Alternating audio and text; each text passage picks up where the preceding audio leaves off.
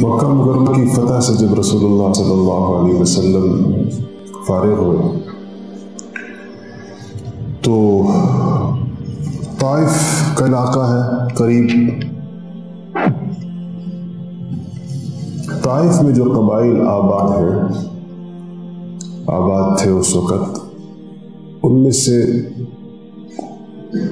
ثقیف کے نام سے مشہور قبیلہ ہے، بنو ثقیف کہلاتے، یا حوازن۔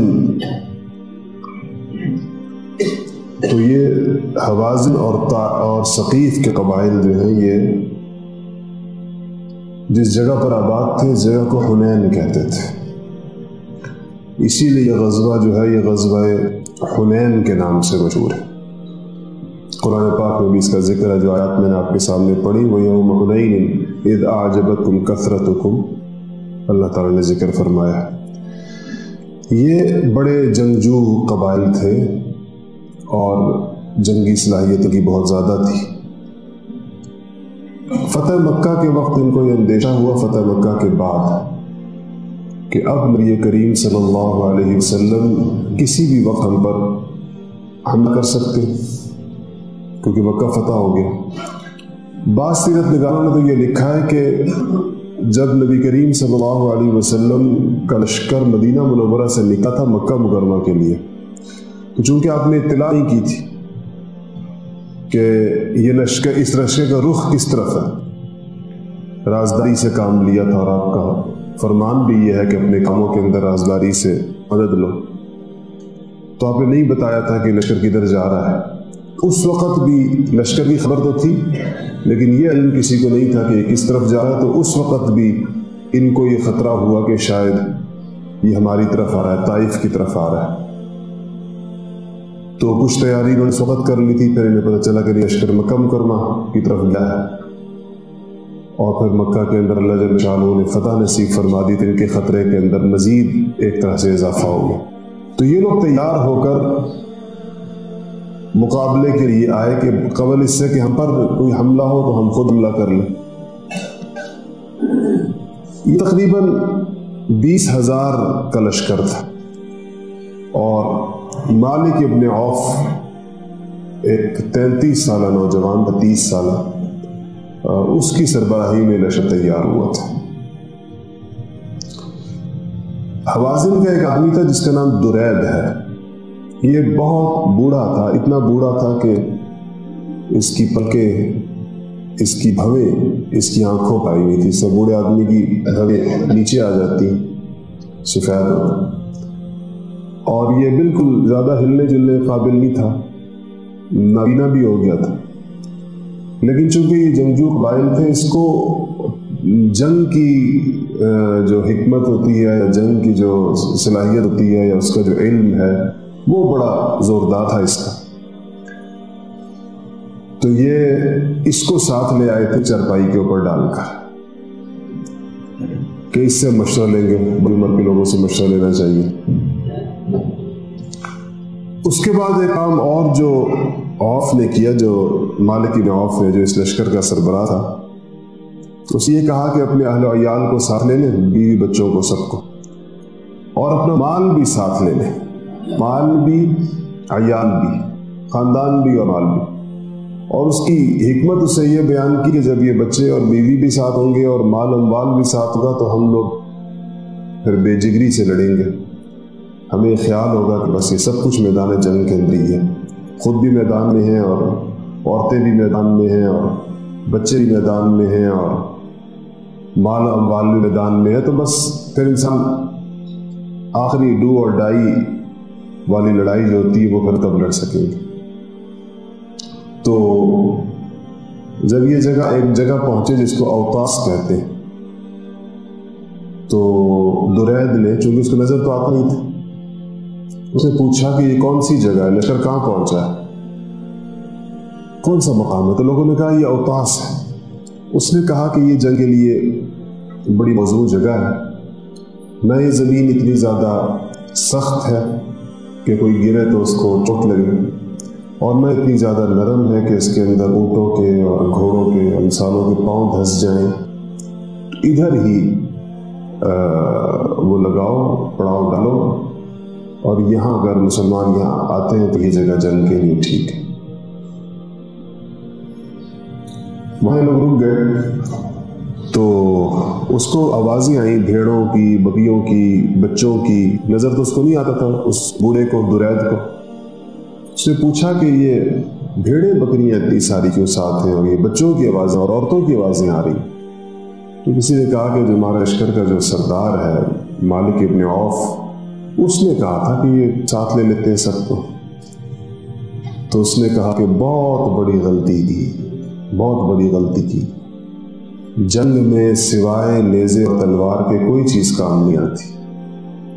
نیزے اور تلوار کی جنگ ہوتی ہے، اسلحہ کام آتا ہے۔ یہ بیوی بچے ساتھ رکھنے کی اور یہ بھیڑ بکریاں ساتھ رکھنے کی کیا ضرورت تھی؟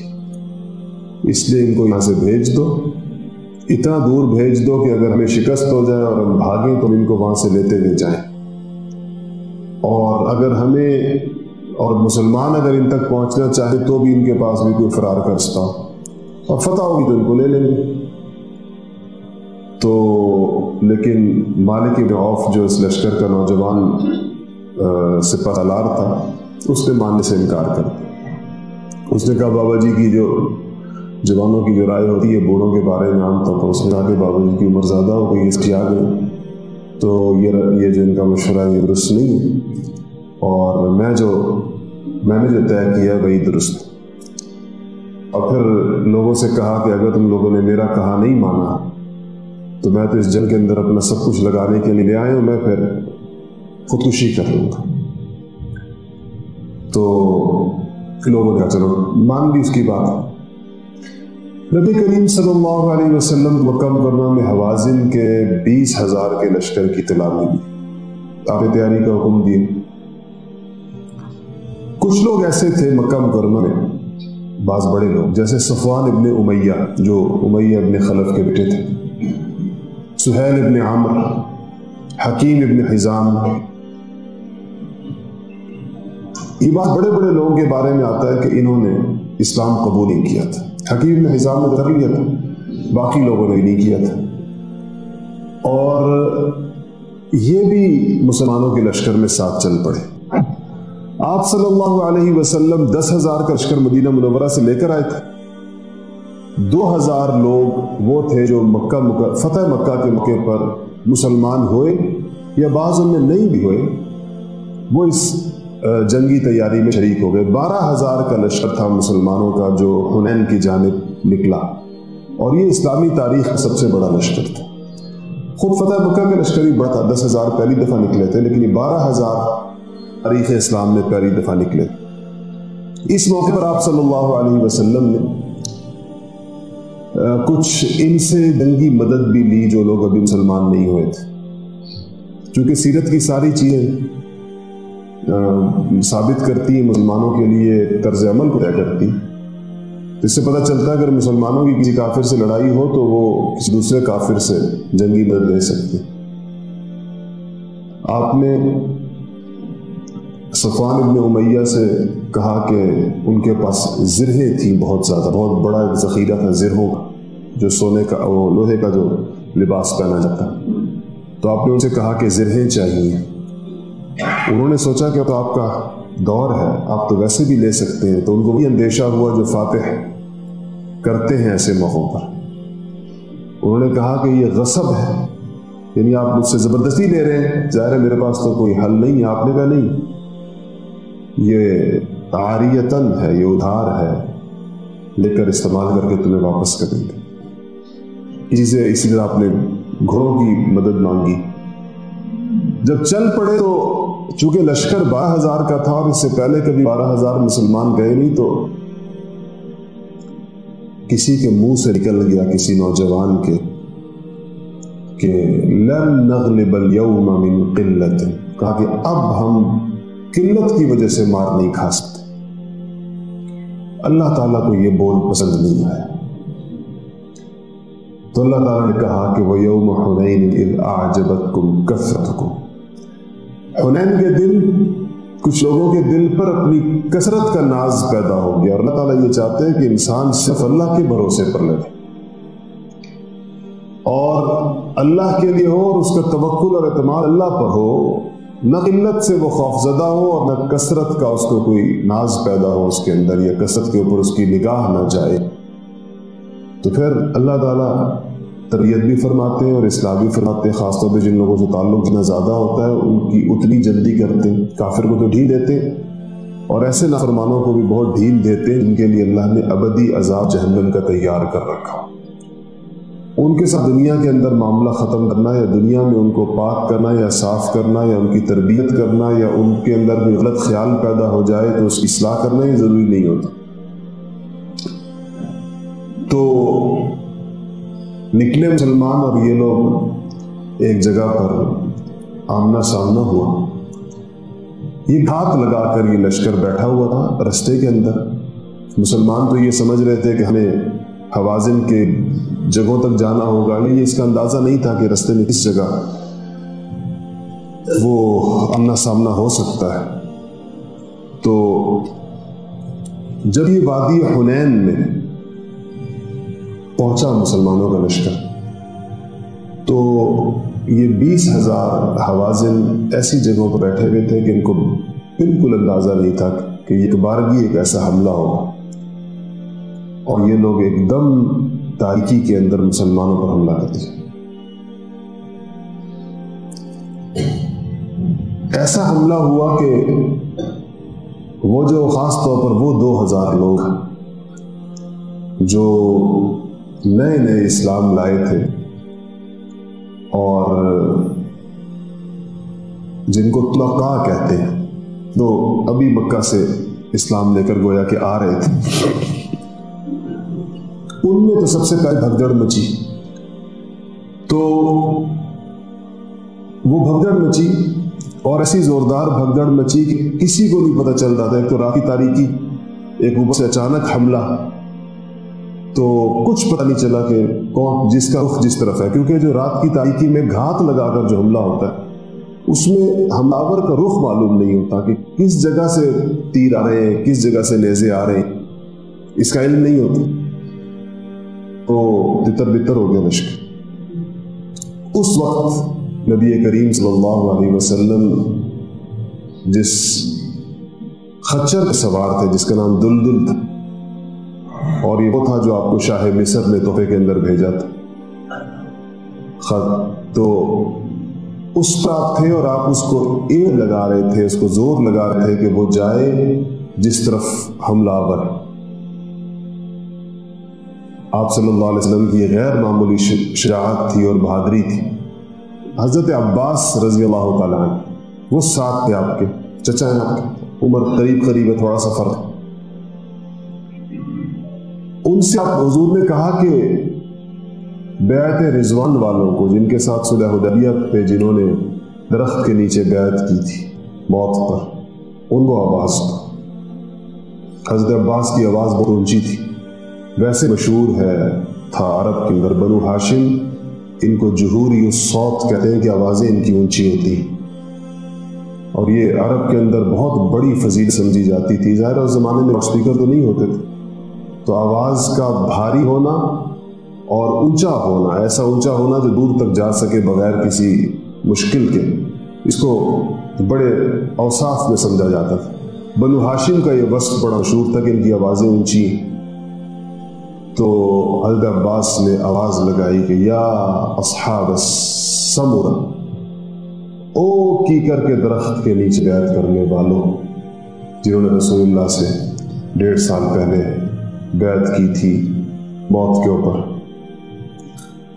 جیسے ہی آواز انہوں نے لگائی تو محدثین نے لکھا ہے کہ جس کے کان میں یہ آواز پڑی، اور 1400 لوگ تھے جنہوں نے بیعت کی تھی، وہ اور سارے اس تیزی کے ساتھ آواز کی طرف پلٹے جیسے گائے کے بچے کو اگر قلعے سے آزاد کر دیا جائے تو وہ جس تیزی کے ساتھ اپنی ماں کی طرف دوڑ لگاتا ہے. اس طرح یہ لوگ واپس پلٹے تیزی کے ساتھ اس آواز کی طرف. پھر حضرت عباس نے آواز لگائی کہ یا انصار،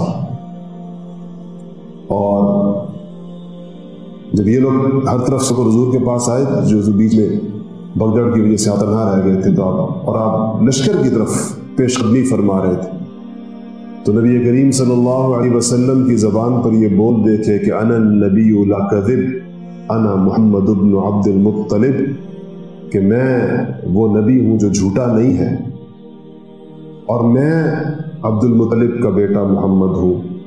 آپ گویا کہ جس طرح اس وقت اپنی رسالت اور نبوت کا اعلان رکھے کہ ہر لوگوں سے کہ یہ وقت بھگدڑ کا نہیں ہے، بھرنے کا نہیں ہے، بلکہ اس حملے کا جواب دینے کا۔ یہ تو 2-3 قسم کے طبقات تھے اس کے اندر۔ وہ لوگ جو ابھی یا تو اسلام ہی نہیں لائے تھے، جیسے کہ صفوان ابن امیہ، سہیل ابن عمر، مکہ سے جو آئے تھے سرداران قریش، وہ عجیب سچویشن کے اندر گر گئے کہ اگر مسلمانوں کو یہاں شکست ہو جاتی ہے آج، تو اس کا مطلب ہے کہ مکہ بھی ان کے ہاتھ سے گئی، اور یہ حوازن یہ یہاں ٹھہریں گے نہیں، یہ یہاں پر اگر مسلمانوں کو شکست دینے میں کامیاب ہو گئے تو پھر یہ مکہ تک جائیں گے، اب مکہ ان کے ہاتھ میں آئے گا، تو ہماری پوزیشن کیا ہوگی؟ تو کچھ لوگوں نے جو مسلمان نہیں ہوئے تھے انہوں نے کہا کہ لگتا ہے کہ مسلمانوں کا زور ٹوٹ گیا۔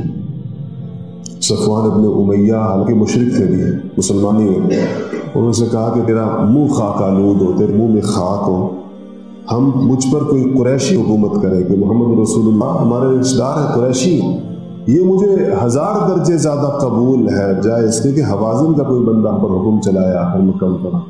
تو مطلب وہاں پر بھی انہوں نے اپنا اندازہ لگایا، اور باقی لوگ بھی اسی طرح دیکھ رہے تھے کہ کیا ہوتا ہے، لیکن تھوڑی دیر کے اندر جیسے ہی، یعنی یہ تو ایک بھگدڑ وقتی طور پر مچی، سیدنا عباس رضی اللہ تعالیٰ عنہ کی آواز پر جو مسلمان واپس پلٹے بیشتر، پھر بہادری کی اور شجاعت کے وہ جوہر دکھائے کہ اللہ جل شانہ نے میدان کا پانسا پلٹ دی۔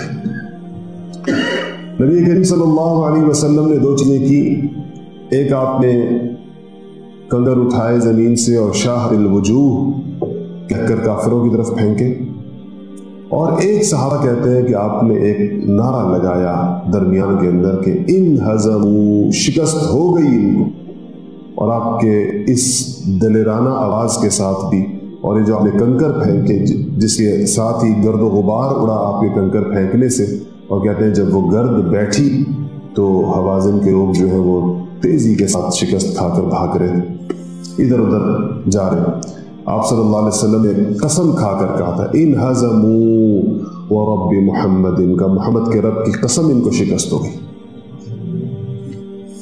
تو کہ کوئی آنکھ ایسی نہیں تھی جس کے اندر وہ خاک نہ پہنچی، کوئی آنکھ ایسی نہیں تھی جس کو وہ کنکر نہ پہنچا جو آپ کی طرف سے۔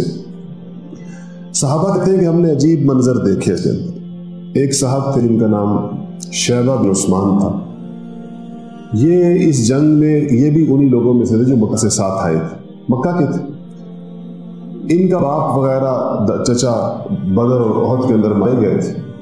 یہ اس نیت سے آئے تھے کہ اس جنگ میں چونکہ ہلڑ بازی ہو جاتی ہے، کچھ لوگ بھاگ جاتے ہیں، اس میں مجھے موقع ملے کہ میں حضور صلی اللہ علیہ وسلم کو شہید کر دوں گا اپنے باپ اور چچا کے اس قتل کے عوض میں جو مسلمانوں سے جنگوں کے اندر مارے گئے تھے۔ یہ اس خیال سے آئے تھے۔ تو یہ کہتے ہیں کہ میں اس جنگ کے دوران حضور کے پاس آنے کا موقع تلاش کرتا رہا، تلوار میرے ہاتھ میں تھی۔ ایک جگہ ایسا موقع آیا کہ مجھے لگا کہ حضور صلی اللہ علیہ وسلم میرے نشانے پر ہے، تیر یا تلوار کے نشانے پر ہے۔ تو جیسے ہی میں نے ارادہ کیا تو مجھے اپنے اور ان کے درمیان ایک آگ کا شعلہ بھڑکتا ہوا نظر آیا، اور پھر میں نے دیکھا کچھ ایسے سوار ہیں جو ہمارے لشکر کے لوگ نہیں ہیں، اور وہ نبی کریم صلی اللہ علیہ وسلم کے چاروں طرف۔ تو مجھے حضور نے دیکھ لیا اور میرا ارادہ بھانپ لیا، تو مجھے کہا کہ شیبہ قریب آؤ۔ میں قریب آیا تو میں نے ایک دم کہا کہ یہاں مجھے کچھ ایسے سوار نظر آ رہے ہیں، گھوڑوں کے اوپر بیٹھے ہوئے کچھ لوگ جو ہمارے لشکر کے لوگ نہیں ہیں، وہ ادھر موجود ہیں۔ تو آپ نے مجھے قریب بلا کر کہا کہ تم کفر سے توبہ کرو اور یہ تلوار پکڑو اور جاؤ لڑو کافروں کے ساتھ۔ حالانکہ وہ خود آپ صلی اللہ علیہ وسلم کو شہید کرنے کے خیال سے آئے تھے۔ اسی طرح صحابہ کہتے ہیں کہ ہم نے ایک لوگ دیکھے، اسے یعنی آسمان سے فرشتے دیکھے، لیکن مورخین یہ کہتے ہیں کہ فرشتے مسلمانوں کی اکثریت، سیرت نگار یہ کہتے ہیں مسلمانوں کی تعداد کو بڑھانے کے لیے، کافروں کے اوپر روک ڈالنے کے لیے اور مسلمانوں کا ہمت اور حوصلہ بلند کرنے کے لیے تھے، لڑے نہیں تھے۔ فرشتے لڑے صرف بدر کے اندر، حنین کے اندر لڑے نہیں، صرف موجود تھے یہاں۔ ایک صحابی فرماتے ہیں کہ میں نے دیکھا کہ آسمان سے ایک چادر کالی نیچے اتری ہے، اور جیسے ہی وہ نیچے آ کر گری ہے فرش پہ میدان جنگ کے اندر، تو اس میں سے چونٹیوں کی طرح کی چھوٹی چھوٹی مخلوق نکل کر ایسے میدان کے اندر پھیل گئی۔ تو کہتے ہیں میں اسی وقت سمجھ گیا کہ یہ فرشتے ہیں، اللہ تعالیٰ نے اس شکل کے اندر اتارے آسمان سے، اور اب ان کی شکست جو ہے وہ ضرور ہوگی۔ اس کے بعد جو ہے یہ بہرحال اللہ تعالیٰ نے ادھر مسلمانوں کو فتح نصیب فرمائی۔ عوف جو مالک ابن عوف جو ایک اس لشکر کے سردار تھے، وہ بھاگے کچھ لوگوں کو لے کر، اور ان کی عورتیں بھی اور ان کے بچے بھی اور ان کے مال سے مراد اس زمانے کے اندر بھیڑ، بکریاں، اونٹ، گائے، یہ چیزیں ہوتی تھیں۔ یہ بہت بڑی تعداد کے اندر مسلمانوں کے ہاتھ میں۔ تو یہ لوگ واپس گئے، بھاگے، اور جا کر طائف میں اس زمانے میں ثقیف کے جو قلعے تھے اس کے اندر جا کر یہ لوگ محصور ہو گئے، اس میں گھس گئے۔ اس لیے یہ دو الگ الگ چیزیں ہیں۔ ایک غزوہ اس کو محاصرہ طائف بھی کہتے ہیں، جو بعد میں طائف پھر آپ گئے ان کے پیچھے، یہ تو حنین کے اندر رستے کے اندر یہ مارکا ہوا جس میں حوازن کو شکست ہو گئی۔ ثقیف پھر اپنے ہاں قلعہ بند ہو گئے، جا کر ان کے پیچھے آپ وہاں گئے، جس کو محاصرہ طائف کہتے ہیں، غزوہ طائف بھی کہتے ہیں، اس کو غزوہ حنین بھی کہتے ہیں اور غزوہ حوازن بھی کہتے ہیں، یہ والی جو رستے کے اندر جو ہوئی۔ تو یہاں جب آپ پھر اس کے بعد ان کے پیچھے یہاں پہنچے تو محاصرہ کر لیا، اور یہ جو قیدی ان کے تھے مسلمانوں کے پاس، جو قیدی آئے حوازن کے، ان کو آپ نے بھجوا دیا جعرانہ، ایک جگہ ہے جہاں سے آپ نے عمرہ بھی کیا اور جہاں سے عمرہ کرنا سنت بھی ہے، تو جعرانہ پر بھجوا دیا، اور یہ میقات بھی ہے جہاں سے عمرے کا احرام باندھا جاتا ہے۔ ان کو وہاں جمع کر دیا کہ طائف سے واپس آ کر پھر ان کے بارے میں طے ہوگا۔ تو جب آپ وہاں پہنچے تو وہاں پر پہلی دفعہ مسلمانوں نے اس غزوہ طائف کے اندر منجنیق کا استعمال کیا، جس کو آپ اس زمانے کی ایک توپ کہتے ہیں۔ یہ وہ تھی جس کے اندر منجنیق کا مطلب ہوتا ہے کہ بڑے پتھروں کو دور پھینکنے کے لیے ایک چیز ایجاد کی گئی، اور اس میں پتھر بھی پھینکے گئے اور آگ کے گولے بھی اس کے ذریعے سے پھینکے جا رہے تھے۔ چونکہ وہ لوگ اس میں تھے قلعے میں، تو قلعے کی دیواروں میں شگاف ڈالنے کے لیے منجنیق کا استعمال ہوا، اور یہ ٹیکنالوجی یا یہ زمانے کا یہ ہتھیار جنگی پہلی دفعہ مسلمانوں نے استعمال کیا تھا۔ اسی طرح اس موقع کے اوپر ایک اور ہتھیار بھی مسلمانوں نے استعمال کیا، اور وہ یہ تھا کہ ایک خاص قسم کی لکڑی کے گرد کانٹوں کا ایک بڑ لگائی جاتی تھی، اور وہ سوار کو گرانے کے لیے، جو گھڑ سوار اور جو تیزی کے ساتھ جا رہا اس کے سامنے اس کو پھینک دیا جائے، یا کسی بھی لشکر کی پیش قدمی کو روکنے کے لیے استعمال ہوتا تھا۔ تو اس جنگ کے اندر یہ چیزیں پہلی بار مسلمانوں نے، نئی چیزیں جو عام جنگی روایت نہیں تھی وہاں کی، اس کو استعمال میں لیا۔ محاصرہ طویل ہو گیا، کتنے دن کا یہ محاصرہ رہا اس میں سیرت نگاروں کی رائے میں اختلاف ہے۔ بعض کہتے ہیں 15 دن رہا، بعض کہتے ہیں 25 دن رہا، 40 دن کا قول بھی۔ تو آپ نے پھر آواز لگوائی وہاں پر کہ جو لوگ اس محاصرے کے اندر سے قلعے سے باہر آ جائیں گے تو ان کو امان ہوگی۔ کچھ لوگ نکل آئے، کہا جو غلام باہر آ جائیں گے وہ آزاد ہو جائیں گے۔ 25-30 غلام باہر آ گئے، ان کو آزاد کر دیا گیا۔ لیکن بنو ثقیف کے پاس بہت بڑا ذخیرہ تھا اندر قلعے کے اندر، قلعہ مضبوط بہت زیادہ تھا، باوجود اس منجنیق کی گولہ باری کے وہ قلعے کی دیواریں ٹوٹ گئی، اور دوسرا یہ تھا کہ ان کے پاس کھانے پینے کا ذخیرہ اتنا تھا کہ انہوں نے طویل عرصے کے لیے اندر رہنے کا فیصلہ کر لیا۔ آپ صلی اللہ علیہ وسلم نے خواب دیکھا۔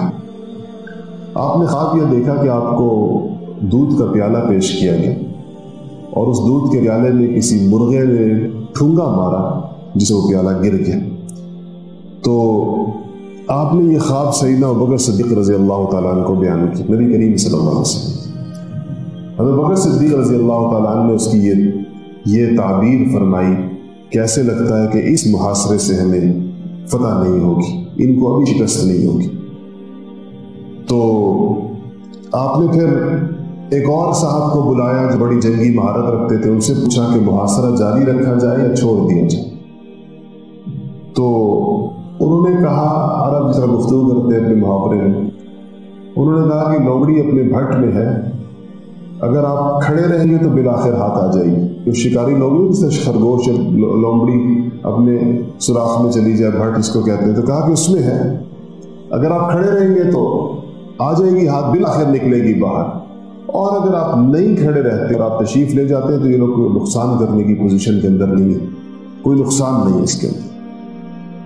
تو آپ نے پھر واپسی کا فیصلہ کیا. سیدنا عمر فاروق رضی اللہ تعالیٰ عنہ تشریف لائے اور کہا کہ رسول اللہ بد دعا دے دیجئے ان لوگوں کو، ثقیف کو بد دعا دے دی جاتے جاتے. تو آپ نے اس کو قبول نہیں فرمایا اور ہاتھ اٹھایا اور فرمایا کہ اللہم اہد ثقیفا، یا اللہ ثقیف کو ہدایت نصیب فرما دے. وَأْتِ بِهِمْ مُسْلِمِينَ، اور یا اللہ ان کو میرے پاس مسلمان لے کر آ، مجھے مسلمان کر کے دکھا دے لوگوں کو. تو اس کے بعد آپ نے واپسی فرمائی، جعرانہ پہنچے. یہاں پر یہ وہ جو ہزاروں کی تعداد کے اندر، یعنی جو سیرت کتابوں میں جو مال غنیمت لکھا ہے، تو جو پہلے حوازن سے جو حاصل ہوا تھا اس میں 6000 قیدی تھے، 6000 قیدی، مرد عورت بچے، 24000 اونٹ تھے، 40000 بکریاں تھیں، اور 4000 اوقیہ سونا تھا یا چاندی تھی.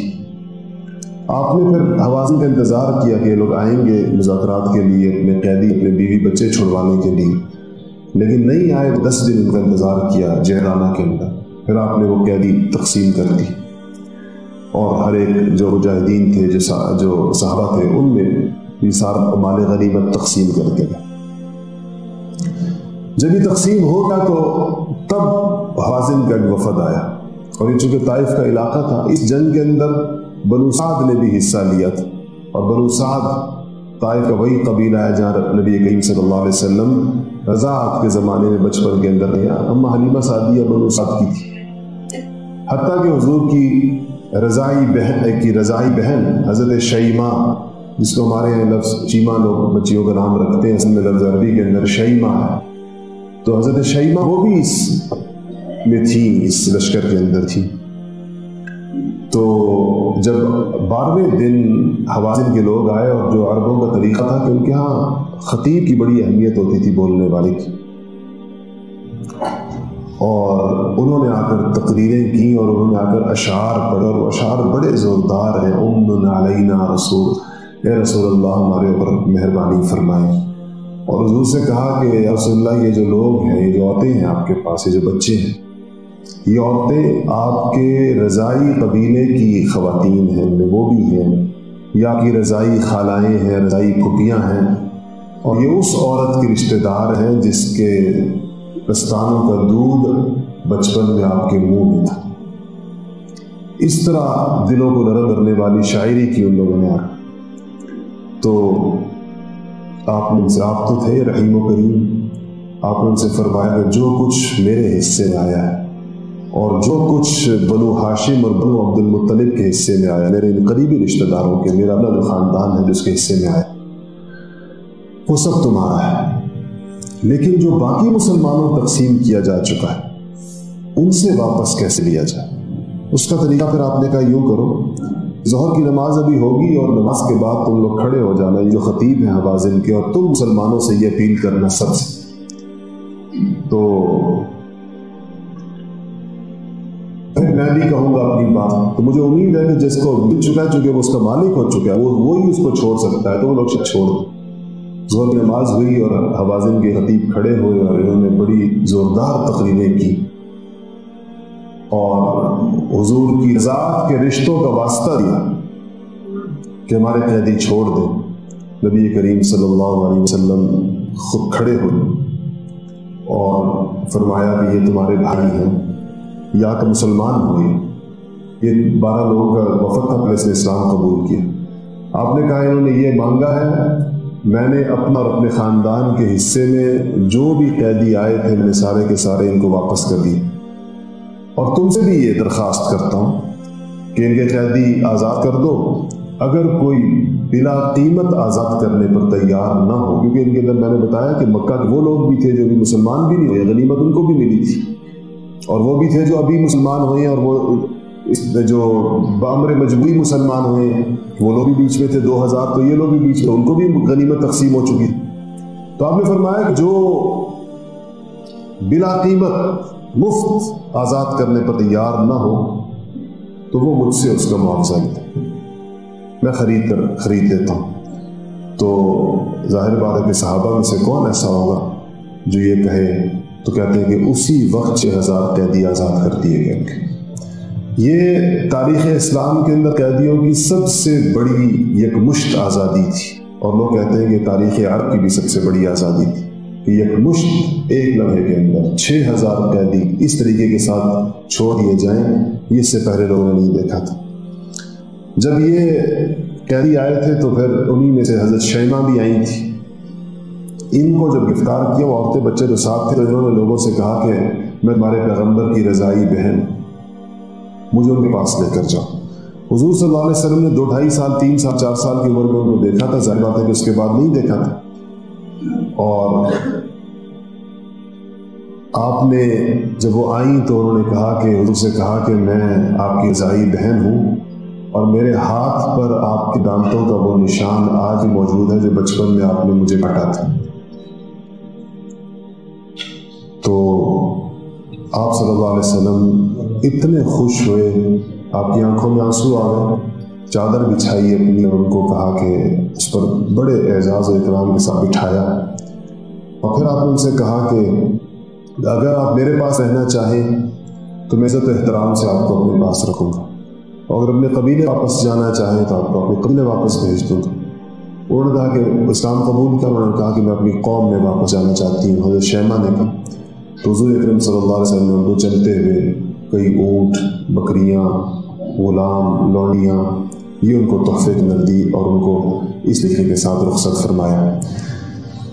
یہاں اس موقع پر ہی جب آپ نے رب غنیمت تقسیم کی، یہ بہت بڑی غنیمت جس میں سے قیدی تو پھر لوگوں نے چھوڑ دی، کچھ جو لوگ مسلمان نہیں ہوئے تھے انہوں نے اپنے قیدیوں کا معاوضہ سے لیا تھا، باقی مال تقسیم ہوا۔ اس مال کو جو اونٹ اور بکریاں اور بھیڑیں اور یہ چیزیں تھیں، وہ آپ نے قریش مکہ کو، خاص طور پر ان لوگوں کو جو یا مسلمان نہیں ہوئے تھے یا ابھی تازے مسلمان ہوئے تھے، ان کو دی بہت بڑی تعداد میں۔ اور یہیں پر پھر وہ انصار کے بعض نوجوانوں نے یہ کہا کہ ہمیں حصہ نہیں ملا، ہماری تلواروں سے تو ابھی خون ٹپک رہا ہے۔ اس پر پھر آپ نے وہ تقریر فرمائی جس کا ذکر میں نے گزشتہ جمعے کے اندر آخری بیان کے آخر کے اندر کیا تھا۔ یہاں پر یہ وہ واقعہ جو ہے اس موقع پر جعرانہ سے واپسی کے اوپر پیش آیا، پھر یہاں سے آپ نے واپسی مکہ مکرمہ اور یہاں سے مدینہ منورہ واپسی کی۔